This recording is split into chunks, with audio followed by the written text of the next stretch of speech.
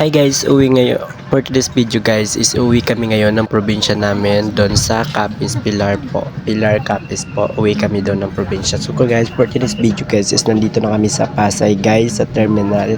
And then ayan na, nakasakay na kami ng bus. Paalis na kami guys. Yan. Guys, mahabang biyahe to. Yan niya guys.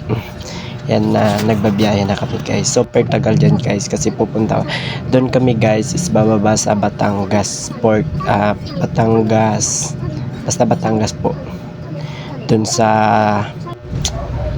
sakayan ng barko. Yan guys, mahabang biyahe yan to. So guys, kwento ko lang, dati guys is excited ako magpunta ng Manila kasi magtatrabaho. So nung nag-graduate ako ng grade 12 and then napagdesisyonan ko ng magtrabaho guys kasi hindi enough yung pera o walang pera para sa magkuhan sa college. So guys, yan dyan guys sa kuhan sa sakayan ng barko guys sa Batangas is nabutan na kami ng gabi, hindi pa kami nakababa ng bus kasi guys wala pa yung barko. So mga 10 pa kami makasakay yan guys. Mga oras na yan nakasakay na kami ng barko. So mga 11 PM na yan ng gabi. Ayan, naglalayag na kami guys. Yan guys, diretsuhan na yan papuntang Katiklan, Boracay guys. Katiklan. Yan guys, yan mahabang biyayan guys. So guys, alam nyo guys, nung papunta dito sa Manila is excited ako. Ngayon guys is excited na naman ako pa uwi guys. Ganun pala yung feeling guys, no matagal ka hindi nakauwi. So excited ka umuwi. Ayan guys, sa barko na guys. So maaga na guys, pero hindi pa kami nakarating ng Boracay, Katiklan. Ayan guys, nakikita nyo, yan is malapit na kami dyan sa Boracay guys. Boracay, Katiklan guys, konti na lang. Yan umaga pa lang yan guys, pasikat yung araw sa mga oras na yan. Ayan guys, yan malapit na talaga kami sa Boracay dyan.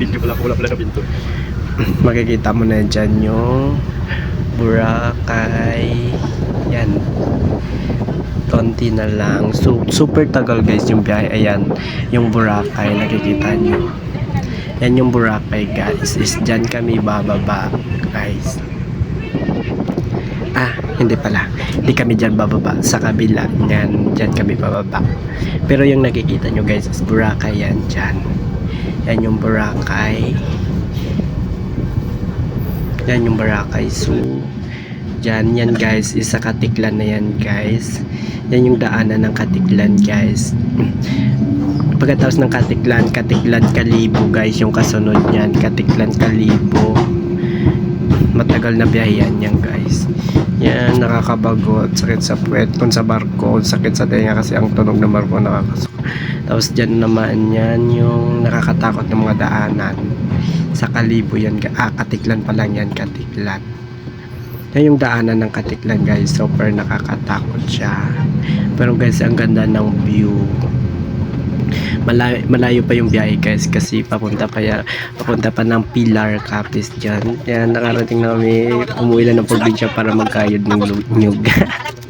Pero enjoy ko ya guys yung uwi namin. And then naligo kami sa dagat. And then kasi umuwi kami guys kasi magpabinyag yung ate ko. So ayan, naganda kami. Yan, kayod dyan. Umuwi ako ng probinsya dahil dyan. Joke lang. Namiss ko din kasi guys, kasi 6 years, 5 years na ako dito sa Maynila. So walang uwian yun. So yan. Pero guys, isang linggo lang yung bakasyon namin. Nakakasad. Pero yan guys, pakinggan. Tingnan mo yung lutuan guys. Luto tayo guys ngayon. So guys, nandito kami ngayon sa probinsya namin. Ayan, yan yung kusina namin, yung lutuan namin. And then, meron kami mga kasamang unggoy. Nandiyan yung mga unggoy. Yan. Unggoy namin yan, unggoy. So,